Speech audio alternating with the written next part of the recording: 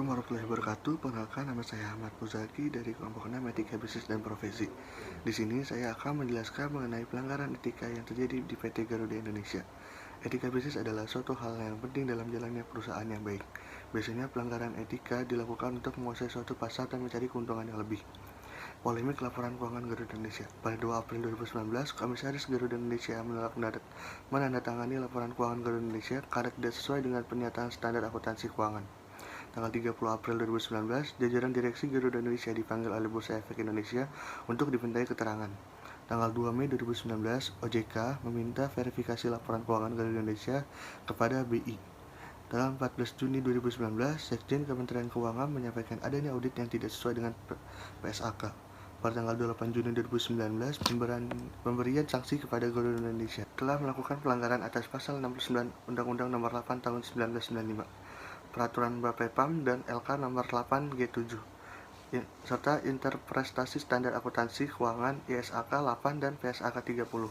Atas ketindakan tersebut, PT Garuda Indonesia dijatuhi beberapa sanksi, yaitu harus memperbaiki dan penyajian LKT per 31 Desember 2018, serta melakukan perbaikan kebijakan prosedur pengadilan mutu, pemberian denda kepada PT Garuda Indonesia dari BI dan OJK, serta kepada masing-masing anggota direksi. Terima kasih. Assalamualaikum warahmatullahi wabarakatuh. Perkenalkan, nama saya Berliana Ratnadewi. Selanjutnya saya akan membahas mengenai etika. Secara etimologis, etika berasal dari bahasa Yunani yaitu ethos, yang berarti adat kebiasaan, cara berpikir, sikap, watak, akhlak, atau cara bertindak. Menurut Kamus Besar Bahasa Indonesia, etika dibagi menjadi 3 arti, yaitu ilmu tentang apa yang baik dan buruk, kumpulan asas atau nilai, dan nilai mengenai benar atau salah. Menurut para ahli, etika adalah ilmu tentang apa yang baik dan buruk dan tentang hak dan kewajiban moral, berupa aturan atau norma-norma yang dipakai sebagai pedoman berperilaku. Secara khusus, etika adalah ilmu mengenai perilaku dan kesusilaan manusia di dalam lingkungan pergaulannya yang menyangkut aturan atau prinsip mengenai tingkah laku yang benar. Jadi, etika merupakan suatu kewajiban dan tanggung jawab sosial dan moral setiap orang dalam pergaulan di masyarakat. Terdapat 2 macam etika, yaitu etika deskriptif dan etika normatif.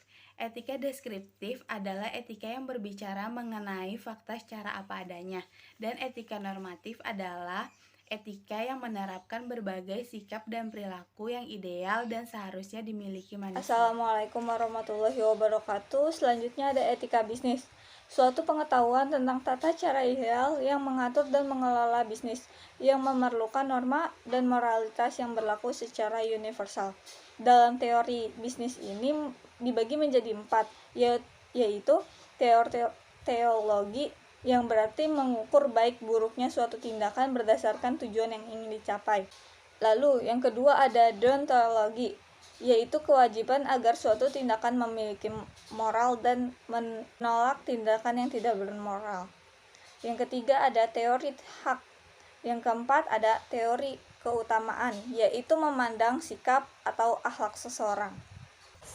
Setelah etika bisnis ada etika profesi, yaitu sikap hidup yang berupa keadilan untuk memberikan pelayanan profesional terhadap masyarakat dengan penuh ketertiban dan keahlian sebagai pelayanan dalam rangka menjalankan tugas yang berupa kewajiban terhadap masyarakat.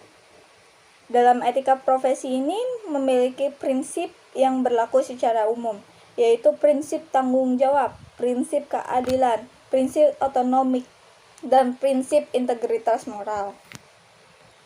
Pembahasan selanjutnya akan dilanjutkan oleh rekan saya. Assalamualaikum warahmatullahi wabarakatuh.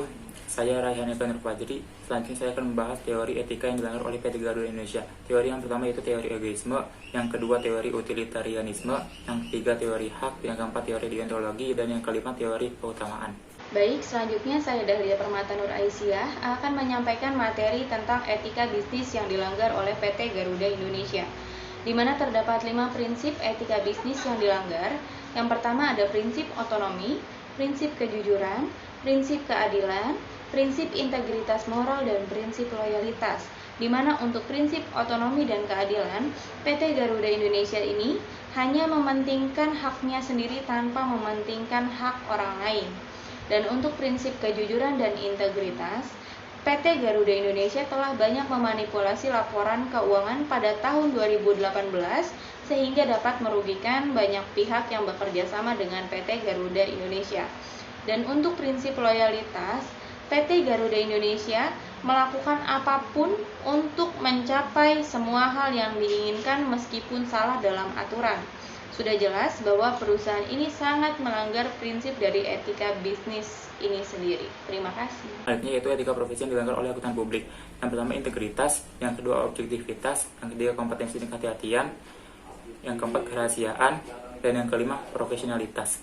Selanjutnya etika profesi yang dilanggar oleh akuntan perusahaan. Yang pertama tanggung jawab profesi, yang kedua kepentingan publik, yang ketiga integritas, yang keempat objektivitas, yang kelima profesionalitas, dan yang keenam standar teknis. Selanjutnya kesimpulannya dari kasus ini yaitu sudah sangat jelas pihak PT Garuda Indonesia melakukan kesalahan yang tidak termaafkan oleh banyak pihak yang dirugikan. Pihak yang terkait dalam kasus ini harus dikenakan hukuman atas apa yang dilakukannya, seperti Komisaris PT Garuda Indonesia. Termasuk juga seorang akuntan perusahaan yang sudah salah memilih langkah dalam menyelesaikan permasalahan dan akuntan publik yang memberikan opini yang salah. Untuk saran pada kasus ini yaitu karena merupakan salah satu perusahaan BUMN yang dibuat oleh pemerintah, seharusnya PT Garuda Indonesia melakukan tugas dengan penuh tanggung jawab dan kejujuran yang tinggi, bukannya malah melakukan sebuah tindakan yang mengelabui banyak orang. Dan juga untuk akuntan publik harus lebih berani dalam mengambil opini karena pada dasarnya seorang akuntan publik itu harus independen. Dan untuk akuntan dan manajemen perusahaan harus berbuat sesuai dengan kode etik yang sudah disepakati. Sekian video presentasi dari kelompok kami. Kurang lebihnya mohon maaf. Wassalamualaikum warahmatullahi wabarakatuh.